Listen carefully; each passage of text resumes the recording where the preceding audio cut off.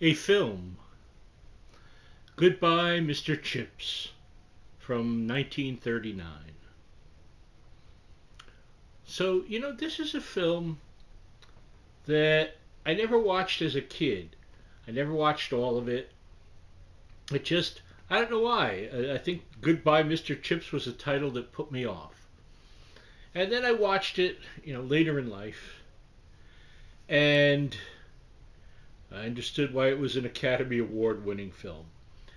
It stars Robert Donat as Mr. Chips, and it has Greer Garson in a transformative role in his life. So, what is the film about, John? Interesting. It follows a man who's a teacher at an old style English school, university, and we follow his life for decades in this same school. And to that effect, someone like, for example, a young John Mills is in there, great actor, and he plays several characters, several generations of the same family as they reach the age to go to college. Very effective. And so we see Chips early on, and he's kind of dry and he's stiff and he's not much fun and he's a dreary teacher. And then he gets talked into going on a vacation. And he meets Greer Garson, and she transforms his life forever. And we see how he changes when she's in his life. And one of the things I love about the film is the scenes with the two of them are so magical.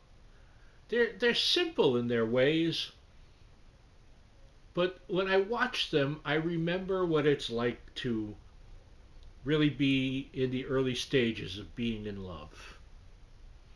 And everything is bright and beautiful, and it really captures that.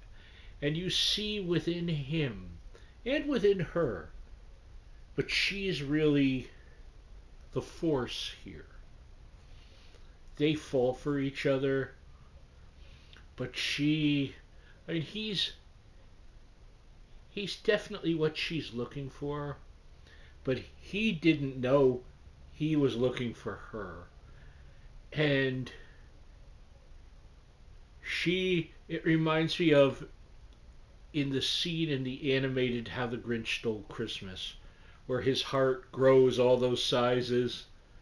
You know the scene. Uh, that's Chips for me in here. His heart grows so many sizes because of her and her love. And it changes. It's as I'm thinking about this, running the film through my head as I'm talking to you right now. It changes how the film itself is sort of filmed because the pace changes once she enters the film. And it has a new humanity to it. In all the scenes, in the scenes with him and his many students over years and turmoil and tragedies and loves and lives and death, and he's getting older and he's getting older, and what's going on within his life. And it brings you through. It's it's sad in a way because we see him toward the end of his life, and it's beautifully handled. And he has a line at the end that I'm choking up thinking about it, so I'm not going to tell you. And there's too many of you who say I cry too much at films, and you're probably right. But you know what? An honest emotional effect on you is a beautiful thing. So it's terribly well written, well directed, immaculately well acted. Um, Never watched. They did a remake A well-intentioned remake in, I believe, 1964 with Peter O'Toole. Stay away. Don't go near that. You'll find there's nothing in comparison. Okay?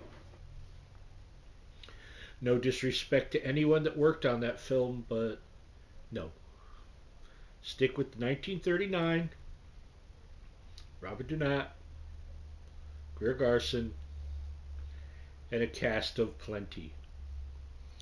Now, before it escapes my brain, I should mention there is an episode of The Twilight Zone called The Changing of the Guard with Donald Pleasence playing an old teacher that was very clearly inspired by this story.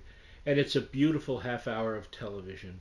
You should go look it up on whatever you have. Maybe it's, I don't know if it's on YouTube, but it's certainly on, like if you have a Fire Stick or something like that. It's easily findable. Changing of the Guard. Mr. Chips should be easily findable as well. It is worth your time. If you've never seen it, don't be put off. Because I was put off. I was put off for a long time. And I regret that because every time I watch it, it adds to my life. It adds to me. Not just because I have a great love of film, but because there's an enigmatic, magical quality to this film. It's what's the phrase? Lightning in a bottle. It is lightning in a bottle. And it's about love. It's about life. It's about family in its way.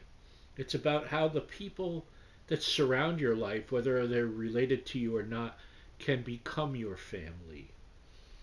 It's about embracing change. It's about the possibility. There you go. There's your word, okay? It's a film about possibilities.